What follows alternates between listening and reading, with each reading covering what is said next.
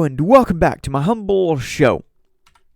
Now I know that this is a controversial conversation and you very well may have your own interpretation, so feel free to disagree with me. Let me know in the comments below what you think and what you know. Let's go. What you see on the screen is a screenshot of a post which Donald Trump himself posted, or shall I say shared, to his Truth Social account just the other day. In it you see various words, some emphasized more than others. And that leads me to this headline, which is a random headline, but a headline nevertheless from Axios, which reads, Trump shares word cloud on revenge and dictatorship. Obviously, those words are taken out of context somewhat, to a certain extent, so don't get bent out of proportion too much. But yes, indeed, these words are in the screenshot, emphasized for one reason or another. My video, my show, isn't going to be particularly focused on this particular post. However, it will speak to the general sentiment of the question of whether or not Donald Trump is or will ever be, or has ever been, for that matter, a dictator. All right. Donald Trump is too concerned with his popularity to ever become an actual dictator, and to think otherwise is simply simple-minded. However, he will continue to bloviate in the form of inflammatory rhetoric, which will inevitably be used by fear-mongering media members to condemn his hypothetical dictatorship. It never ceases to amaze me just how much gasoline the anti-Trumpers are willing to throw in an attempt to put out the fires which they claim he and his supporters have caused. Then again, it might be more accurate to say that they're hoping to emphasize the fire, not to put it out. Trump doesn't even have to act in order to be met with overreaction. And this circular scenario is the epitome of politics at this point. But I'll pull no punches in pointing out who's responsible for it all, at least at the moment.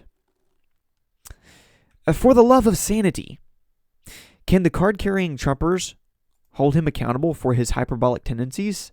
For once?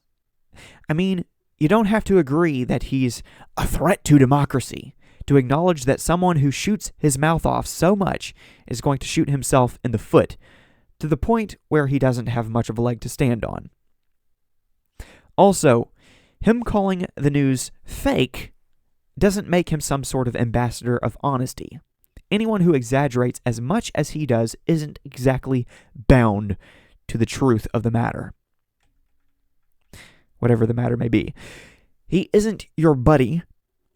He isn't your daddy.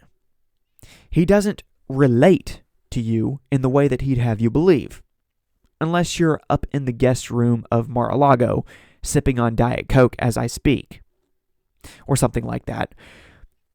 My point is that he entered the political arena with celebrity status and wealth, but managed to appeal to middle America primarily because it was politically convenient to do so. He'd essentially have no base if it weren't for such Americans.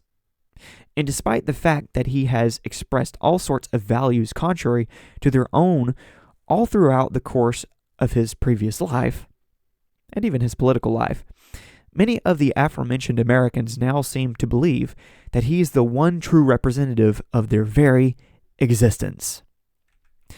I just think that someone who won them over with campaign claims that he'd drain the swamp shouldn't get such a pass for failing to do any draining. Simply kicking a hornet's nest over and over may expose the hornets, but it's only going to get more people stung without an actual plan for mitigation or management. Here's a problem for Republicans. Those who support Trump wish for him to do as he says and bring retribution to the vermin who have stood in his way. but they simultaneously take offense to the notion that he'll be an authoritarian disruptor. I'm not saying that the two objectives are mutually exclusive, but there's a reason why Trump talks so tough, only to, for example, refrain from pursuing the prosecution of Hillary Clinton, whose campaign funded a Russian-sourced dossier in order to smear him with allegations of Russian collusion. Sure, the establishment Democrats, bureaucrats, and technocrats spent his 4 years in office trying to find a way to expel him. But he spent all 4 years failing to do a single thing about it, despite all of his whining and claims of victimhood.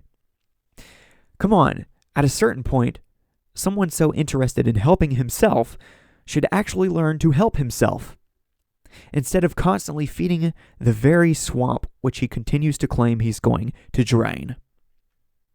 I'm just saying, for someone who touts himself as the most effective president in history, you'd think he'd have more of a history of effectiveness.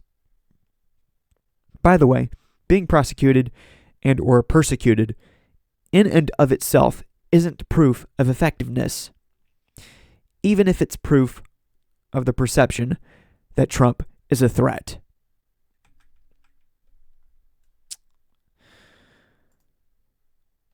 Therein lies Trump's never-ending problem. His inability to refrain from handling his opponents without handing his opponents the tools necessary to chip away at his self-proclaimed political legacy. And eventually his popularity. And no, I'm not going to pretend that he's playing some sort of 4D chess simply because simple-minded people facilitate a rise in popularity in the face of any and all publicity. Although I will add that the reason why he once said that he could shoot someone and get away with it was because he himself recognized the cult-like tendencies of his own base.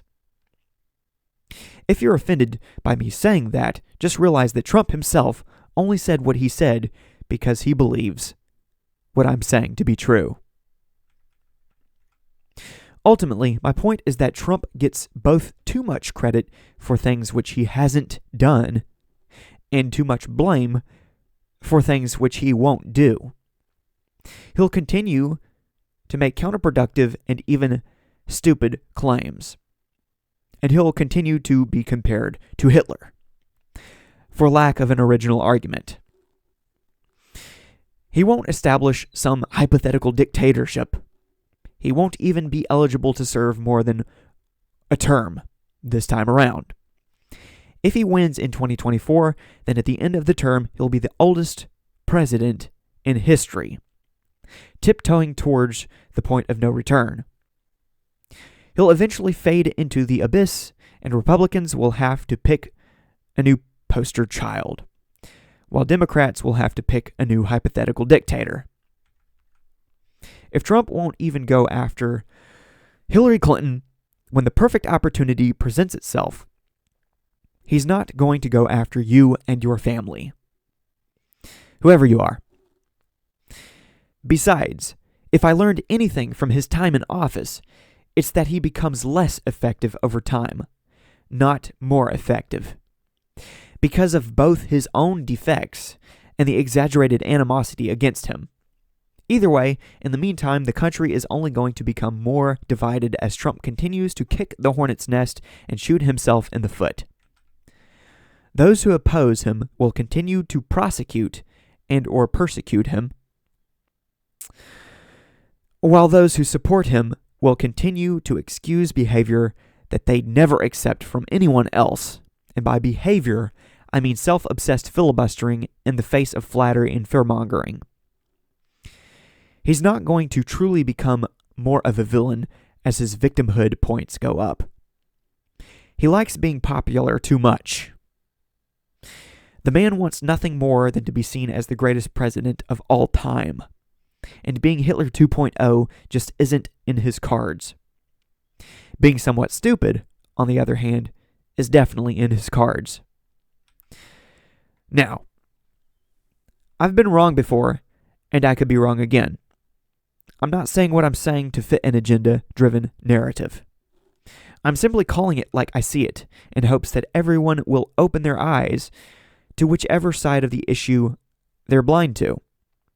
Mainstream media definitely isn't your friend, but neither is Trump. And if he is your friend, then the friendship extends only as far as the benefit to him.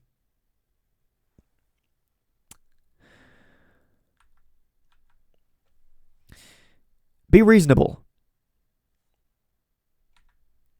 Be skeptical. Like, but don't trust. The end. Thanks for watching. Thanks for listening. Keep in touch. Keep in tune. New content is coming soon.